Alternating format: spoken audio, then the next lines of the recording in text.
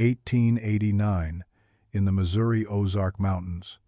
This is the disturbing case of the Dunbar family and the root cellar with two doors. They were respected folk, known for their charity. But their cellar was known for something else, a second door hidden beneath the house. A schoolteacher saw earth under the children's fingernails, even in winter. A quiet neighbor noted odd deliveries of lime and timber in a private ledger. This is how their secret finally surfaced through a child's drawings found in an attic box decades later. When a respected family builds a second door hidden from sight, and the law looks the other way, who is left to count the missing? Please share in the comments where you are watching from, and the time. We are interested to know how far these documented accounts travel. If justice and memory matter to you, subscribe to keep them alive. In the fall of 1889, a clerk for Benton County, Missouri, dipped his pen in ink and made a small note in the public ledger. It was a routine entry, one of hundreds that year, easily lost between records of land deeds and livestock sales. It read simply, "Repair to Dunbar cellar door, paid in full." No one would have looked at it twice. But in the steep wooded hollers of the Ozarks, a simple thing like a cellar door could mean more than it seemed. The Dunbars were a solid family as far as anyone knew. Silas Dunbar owned good bottomland along the creek, raised a healthy family, and never missed a Sunday service. He was a man whose handshake was firm and whose donations to the church were always noted. Yet, even good neighbors kept a certain distance. There was a quietness about the Dunbar farm, a stillness that felt heavier than simple country isolation.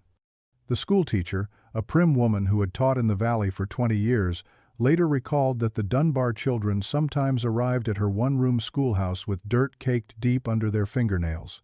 Not the mud of a child at play, but the cold, packed earth of a place with no Sunday. She never asked why. It was not her place. One man did more than just notice. Eli Krause, a veteran of the war, lived on the next ridge over. The war had taught him to watch and to remember. It had given him a habit of keeping small, private ledgers, a way of putting order to a world that had once lost its mind. He did not spy on the Dunbars, but from his porch, he saw the comings and goings along the county road. He noted deliveries that seemed odd for a simple farm. Extra thick timber, heavy iron hinges, and sacks of lime delivered long after the season for using it had passed. He wrote it all down in his careful, steady hand. He kept his own counsel, because in that valley a man's business was his own. The true shift, the one that turned quiet unease into a cold certainty, came when a traveling peddler sought shelter from an early winter storm. He was offered a place in the Dunbar barn, and in the morning, while thanking Mr. Dunbar, he saw it.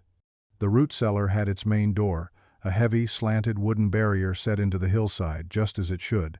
But later, fetching a bucket of water from the well, the peddler glimpsed a second door, a low, reinforced opening hidden in the foundation stones right beneath the family's kitchen. This one was different. It was built not to keep the weather out, but to keep something or someone in. The peddler said nothing, finished his business, and left the valley by noon. But the story of the two doors began to travel, a slow whisper on the wind. The cellar, the community was beginning to realize, was more than a storehouse for winter apples and potatoes. It was a room with no reason for a second door, unless that door served a second, darker purpose. With the peddler's story now loose in the valley, a quiet investigation began to breathe. It was not one of lawmen and badges, but of hushed conversations over fence posts and knowing glances at the general store. People started to remember. They remembered the faces of travelers who had stopped for directions, the wandering salesmen with carts full of tinware, the preachers who walked their circuits from town to town. Men who were last seen on the road that ran right past the Dunbar farm and were then gone. The dates began to line up, connecting dots that no one had seen before. A circuit preacher's logbook, kept in the church rectory, mentioned a colleague who planned to call on the Dunbars for a meal in October and was never heard from again. At the general store, the clerk recalled a salesman who sold Silas Dunbar a fine set of tools, paid in cash from a thick roll of bills. The salesman's tally sheet was later found abandoned in a rented room in the next county, his journey ending abruptly on the page. The schoolteacher, and Eli Krause, the veteran, started to piece together the patterns. They spoke of gaps in the calendar, of absences that felt like holes punched in the year. The dread in the valley grew not from tales of violence, but from the simple, cold silence of records left unfinished. Post office notices for mail that was never collected, purchases made by men with no one left alive to claim them. Suspicion mounted. Neighbors began to watch the Dunbar farm more closely. They noticed how the main cellar door was used for fetching potatoes and preserves, a normal part of farm life. But the second door, the one under the house, was never seen open in the daylight.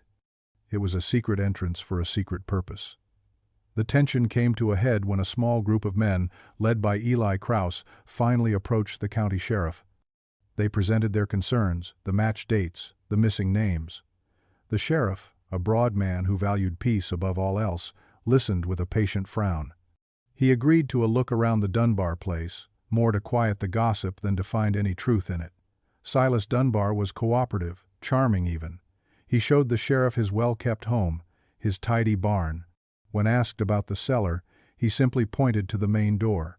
He offered them a tour.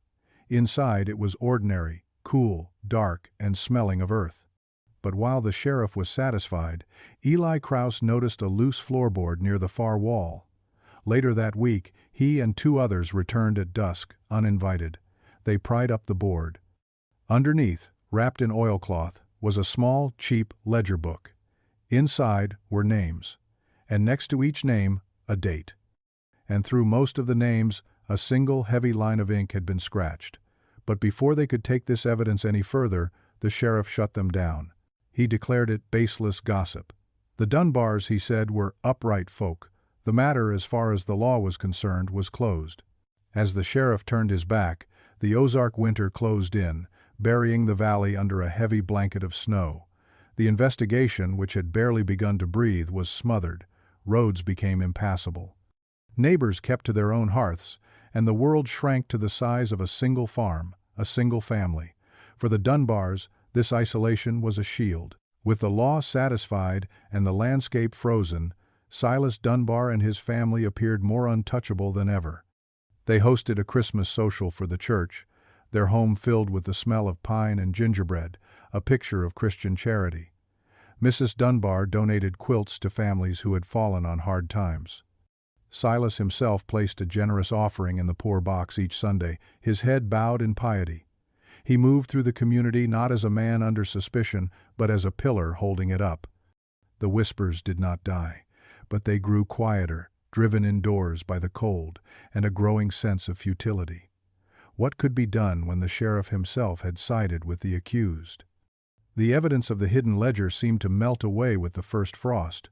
But memory is a stubborn thing. One farmer, decades later, would confess to his grandson what he had heard one night that autumn, before the snows came. He'd been mending a fence near the Dunbar property line when he heard a sound, not a cry of an animal, but something muffled, human, and desperate, coming from the direction of the house. It was there, and then it was gone, cut short. He told no one. It was not his place to stir trouble with a man as established as Silas Dunbar. The danger of asking questions became chillingly clear before the winter was through. The brother of a missing peddler, the one who sold notions and thread, arrived from Springfield. He was a determined man, and he would not accept that his brother had simply vanished. He spoke to the store clerk, to Eli Krause, to anyone who would listen. He was last seen walking up the road toward the Dunbar farm, intent on asking Silas Dunbar face to face. He was never seen again. His disappearance sent a cold wave of fear through the valley that was deeper than any winter frost. The evidence was now buried under snow, silence, and the deliberate indifference of authority. It seemed the secret of the cellar with two doors would be kept forever. But Eli Krause continued to write in his ledger. On a cold January night in 1890, by the light of a kerosene lamp, he made his final entry on the matter. It read, "I know what that cellar is, and time will name it, even if law won't." Eli Krause's prophecy would take more than 30 years to come true. Time in the Ozarks moves like a slow river, carrying away the living and burying the secrets of the dead. Silas Dunbar and his wife were eventually buried in the churchyard they had so faithfully attended, their headstones clean and respectable. The children grew up and moved away, one by one, leaving the old farm to fall into silence. In 1923, with the last of the Dunbar line gone, the property was sold at a county auction. The new owner, a man from out of state, began the long work of clearing out the house, room by room. It was in the attic, under a thick layer of dust and cobwebs, that he found it, a small wooden box, its hinges rusted shut. Inside, preserved in the dry air, was the forgotten archive of a frightened child. There were stacks of paper covered in drawings, crude but detailed maps of the farm, and a bundle of letters, written in a shaky hand, that had never been mailed. And at the bottom, a small diary with a faded cover. It belonged to Sarah Dunbar, the eldest daughter.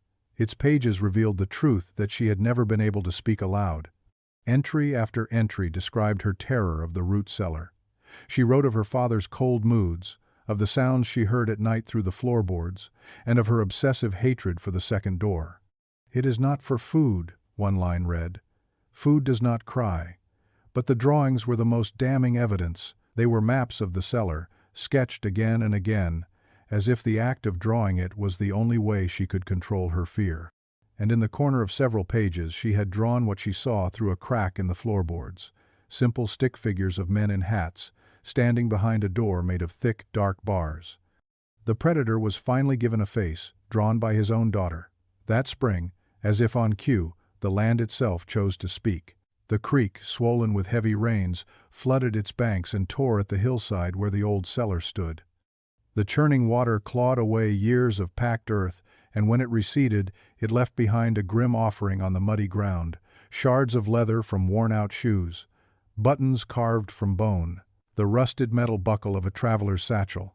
Though Silas Dunbar was long dead and beyond the reach of the law, his reputation was not. The box from the attic, and the grim artifacts from the floodplains, finally unmasked him. The good name he had so carefully built collapsed into dust, leaving only the horrifying truth in its place. With the contents of the attic box laid bare, the silence that had held the valley for a generation finally broke. It was as if a spell had been lifted. The hushed whispers of 1889 became the clear, spoken testimonies of 1923. Old men and women who were children when the Dunbars cast their long shadow now came forward. The story of the peddler and the two doors was retold, not as rumor, but as the first chapter of a dark history.